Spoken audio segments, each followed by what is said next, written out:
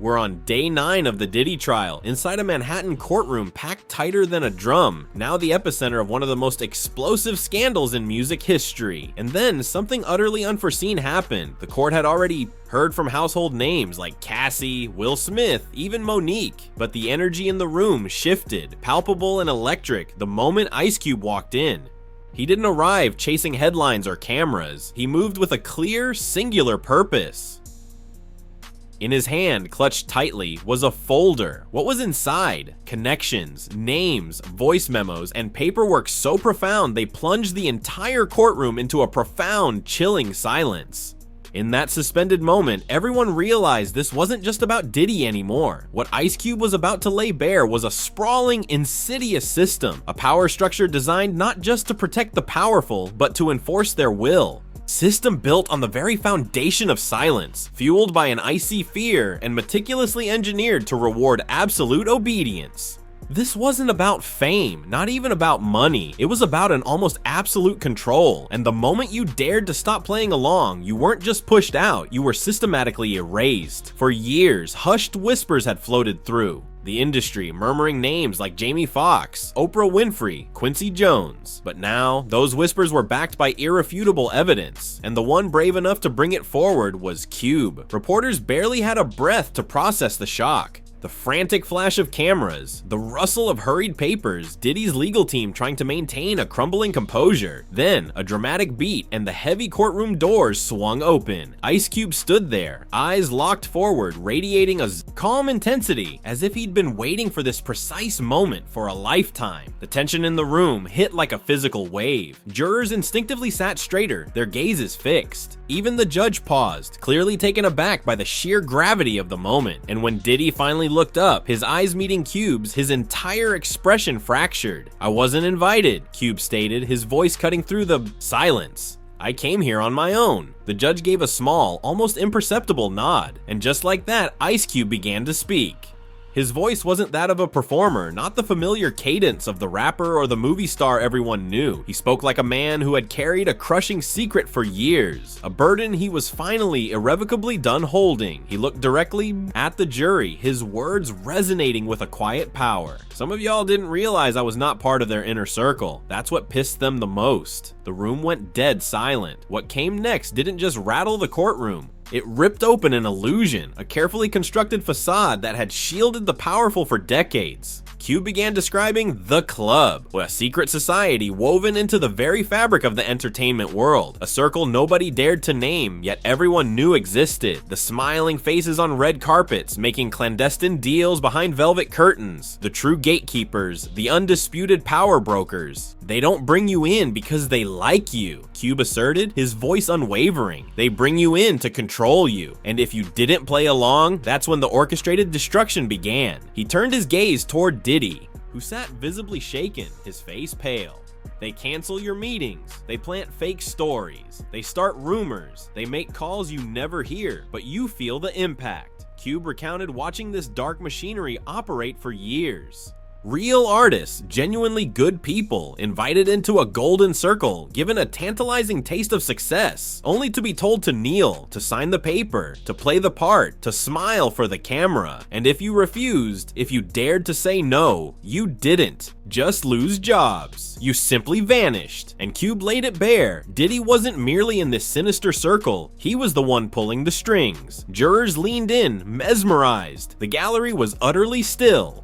Even the judge looked like he needed a moment to process the sheer weight of what had just been revealed. He leaned forward, his voice a low hum. "Do you need a break?" Cube didn't even blink. He shook his head, turned back to the jury, his eyes burning with an unyielding conviction. "You want to know why I'm here? Because they tried to break someone I respect, Jamie Foxx." And that's when the next profound secret dropped. The atmosphere in the courtroom crackled with anticipation, a low hum of disbelief rippling through the silenced observers. One celebrity after another, their hidden stories began to surface, and the chaos in the room was just warming up. Reporters froze, pens suspended over notebooks, heads turned, eyes wide. Cube meticulously explained how it always began. It started with an unsettling warmth, overwhelming friendliness, open invitations to exclusive parties, random phone calls from people you never imagined would have your number.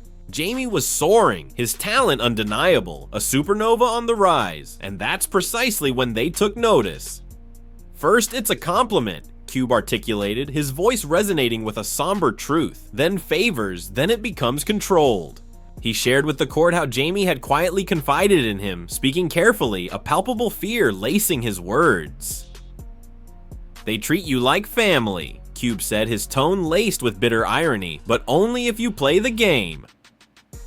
"And if you didn't," the terrifying answer was the silence that followed. Cube then delved into the infamous basketball parties, blacked out SUVs, strict no-phone rules, and guests who seemed to emanate a strange, unsettling aura. It wasn't just basketball, he revealed, his words echoing the hidden truth. It was a test to see who you'd obey, who you'd question, and who you'd protect. Jamie, ever the professional, always remained respectful, flashing that iconic smile, playing it cool, but he never fully surrendered, and that's when the shift began. Suddenly, Jamie was labeled difficult. Suddenly, his health was called into question. His name inexplicably vanished from major movie headlines, only to resurface in the murky depths of shady gossip blogs. Cube stated with chilling conviction that the medical emergency in 2023 was not merely a health crisis, it was a stark, undeniable warning. Cube didn't stop there. He revealed that Diddy's inner circle wasn't just hosting these opulent parties, they were meticulously recording them, collecting every piece of footage, building comprehensive, damning files. People never knew they were being filmed, yet they were, and once they had it, they never let it go. Cube recounted a phone call from Jamie after one of those events. Jamie didn't elaborate much, but what he did say was bone-chilling. I can't talk about it, but I can't unsee it either." And just when the room couldn't possibly grow any quieter, Cube dropped another name, a name that reverberated through the hushed courtroom: Oprah. "It wasn't just puffy," he stated, his voice grave.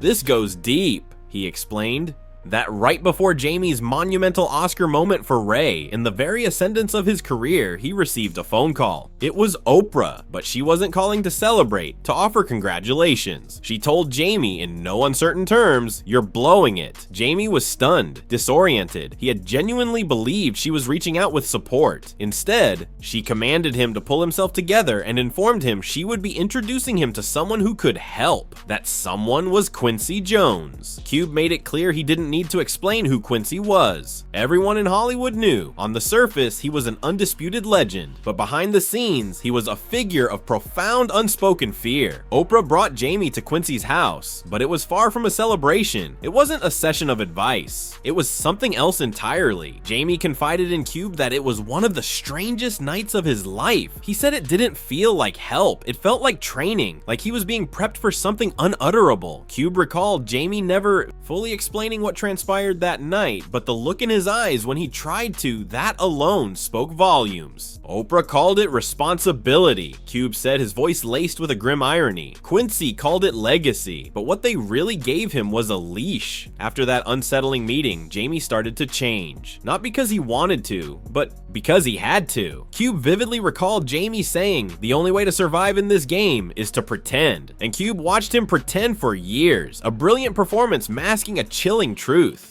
But today, Cube stated, his gaze sweeping across the courtroom, nobody's pretending anymore. Cube leaned back in his chair, his demeanor calm, profoundly serious. And then he said it, his voice a low, impactful rumble.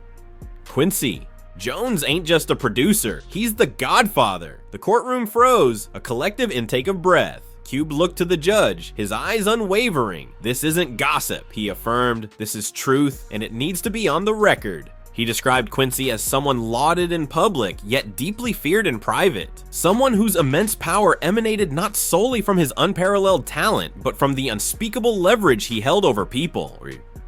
"You don't get that powerful without making deals," Cube asserted, his words carrying a heavy weight. "And I'm not talking about music deals, I'm talking about soul trades." He explained that Jamie wasn't introduced to Quincy by mere accident. That meeting was meticulously arranged, a chilling handoff from one handler to the next. Jamie had told him, "Cube, that wasn't guidance, that was instruction." According to Cube, Quincy masterfully made it seem like mentorship, but Jamie knew the profound, unsettling truth. "It felt like I was being processed," Jamie had confessed.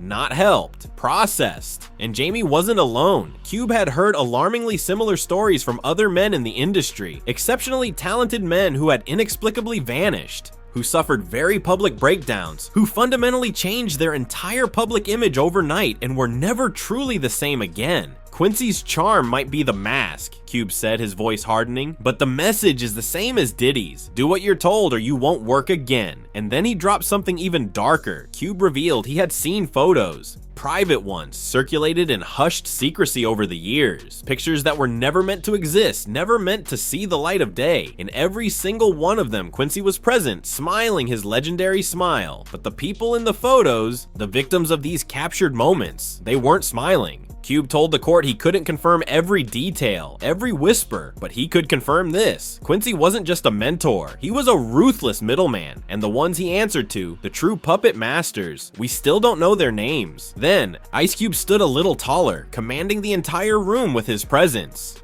"You want to know how they keep you quiet?" he asked, his voice ringing with a chilling clarity. "It's not just fear, it's blackmail." Cube explained in stark, undeniable terms that Diddy's immense power wasn't solely derived from his vast wealth. It resided in the meticulously guarded secrets he kept, the devastating footage, the comprehensive files, the countless tapes collected over decades from every imaginable illicit gathering, parties, exclusive hotels, recording, studios, private jets. All of it was meticulously organized, carefully saved, and chillingly weaponized. "They don't just invite you to party," Cube stated, his eyes fixed on the prosecution. "They record you at those parties." He turned to the prosecution, his voice a direct challenge.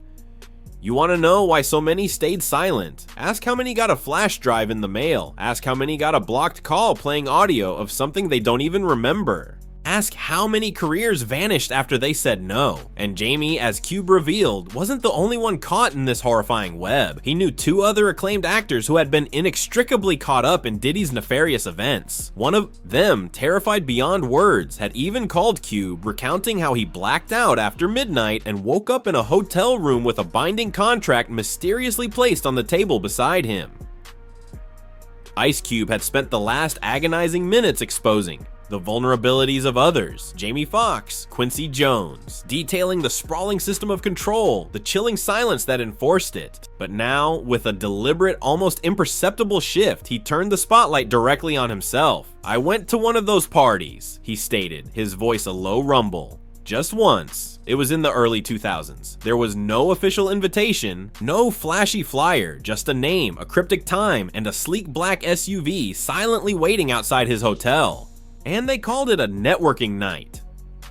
"That's what they always call it," Cube observed, a bitter irony in his tone. The car ferried him deep into the winding roads of the Hollywood Hills. Ascending a long, secluded driveway, he arrived at a massive, sprawling mansion in Beverly Hills. The iron gate clanged shut behind him. The sound of it locking felt unnaturally loud, echoing with a sinister finality. His phone was confiscated at the door. "No cameras allowed," he recounted, but plenty were watching. Inside, it wasn't a party at all. It was a meticulously crafted setup. The lights were low, unnervingly so. There was no music, no genuine laughter, no effervescent champagne, just soft, hushed voices, scattered groups whispering conspiratorially, and imposing security figures stationed in every corner, like silent sentinels guarding something or someone. The vibe was off, profoundly, chillingly off. And then there were the rooms, unmarked doors, some barely cracked open. Cube said he could discern things, strange, disturbing things, sounds that simply did not match the somber, artificial mood of the supposed gathering. And behind some of those closed doors, he sensed horrors he didn't even want to imagine. He saw familiar faces, A-list celebrities, icons of the industry, but they didn't look like themselves. Some appeared dazed, others visibly scared, and a chilling few looked like they didn't even know where they were. Then came the moment that changed everything for him.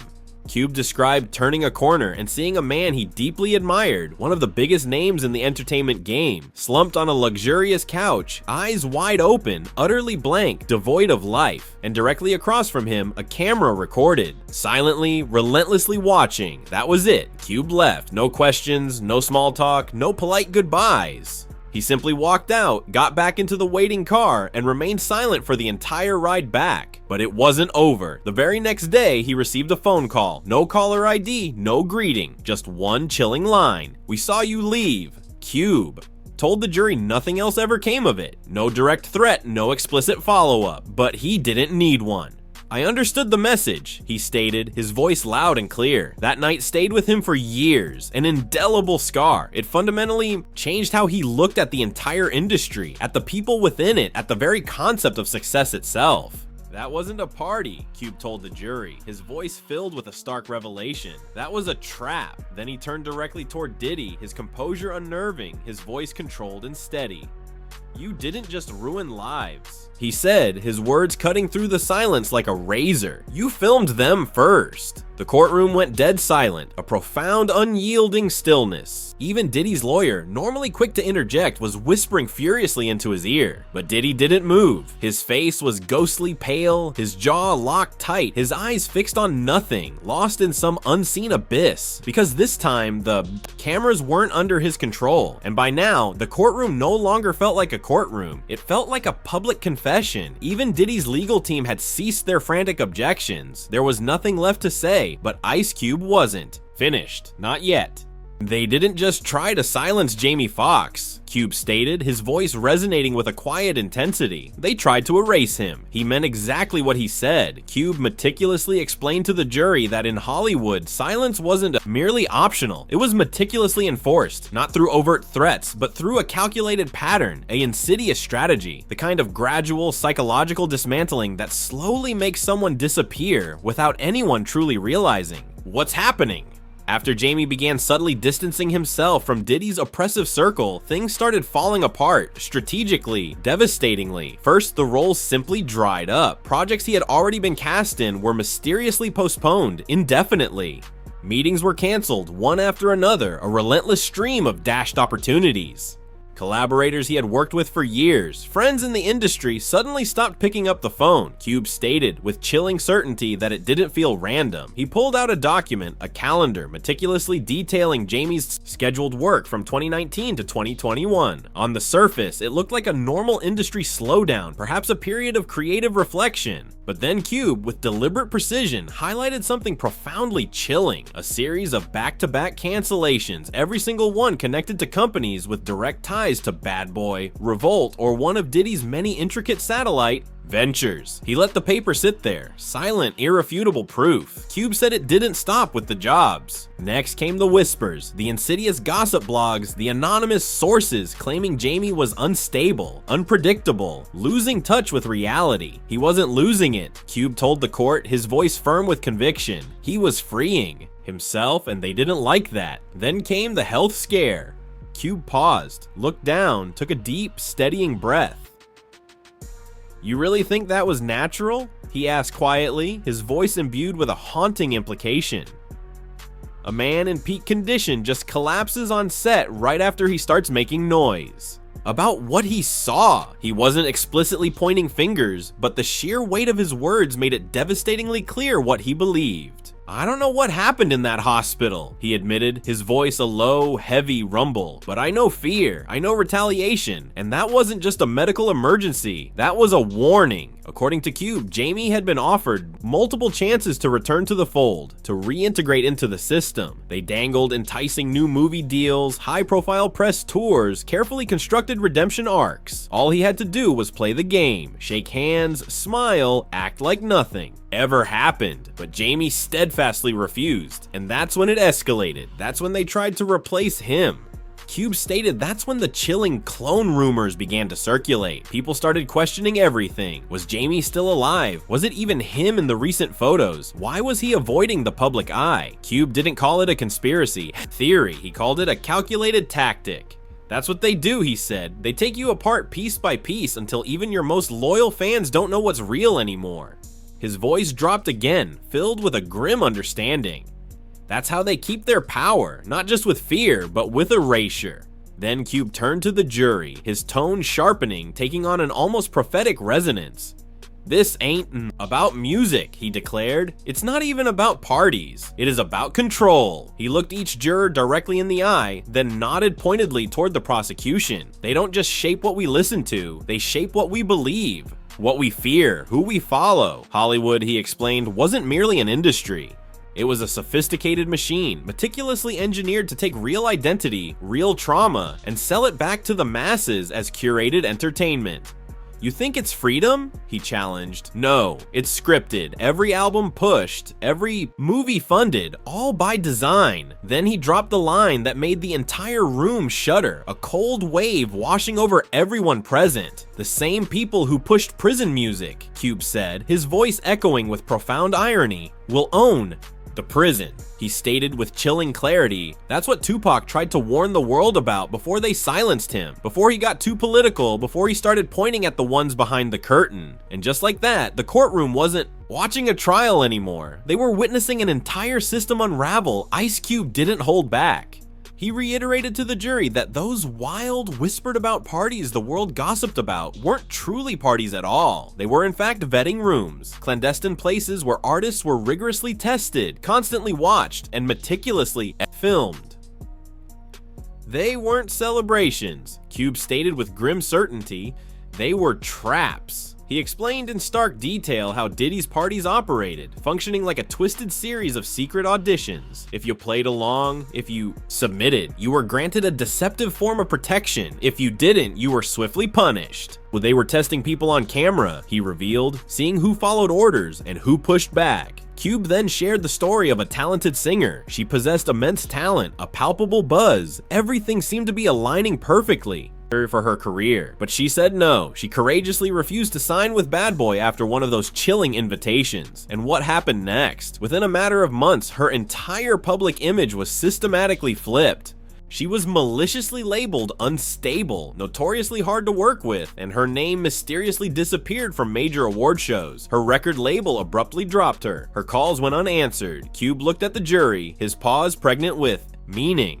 "You think that was coincidence? Nah, I thought that was punishment." Then he dropped a line that stopped the whole courtroom cold, plunging it into an even deeper silence.